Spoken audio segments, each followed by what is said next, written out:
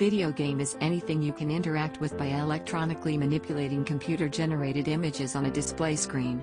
Similar to the debate surrounding many discoveries and inventions, the questions of what was the first video game and who invented it have many different answers on the internet.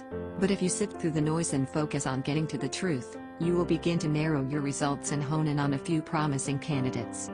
First among them is Bertie the Brain. According to some, the first video game ever created was Bertie the Brain, constructed in 1950 by an inventor named Josef Kates. This massive monstrosity of a machine, which measured 4 meters tall, played a familiar childhood game known as Tic-Tac-Toe and was displayed in the Canadian National Exhibition. For weeks, visitors to the Canadian National Exhibition were able to challenge the artificial intelligence of Bertie the Brain in varying levels of difficulty, much to their delight. Although Bertie the Brain was a crucial part of gaming history, it did not fully meet the exact definition of what a video game is. This brings us to the next major contender, and the one that purists believe to be the first real video game. William Higginbotham, born on October 25, 1910, was no simple physicist. He already had an illustrious career behind him, having been a member of the team that created the first ever nuclear bomb. Many gamers know that the man who practically invented what we today call a video game was also one of the men responsible for creating the most destructive technology this world has ever seen.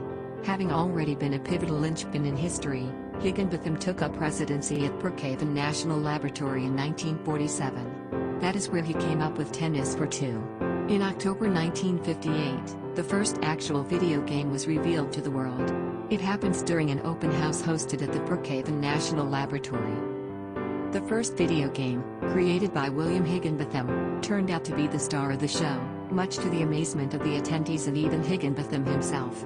People lined up to take their turn to play Tennis for Two. Using a small analog computer, players could adjust 2 knobs and push a button, which simulated a game of tennis on an oscilloscope. Essentially, this was an early version of the hit game Pong, which will come into existence 14 years later. Little did Higginbotham realize that day, that he had started a revolutionary movement. A movement that would continue to grow for years to come, eventually reshaping the entertainment industry into what it is today.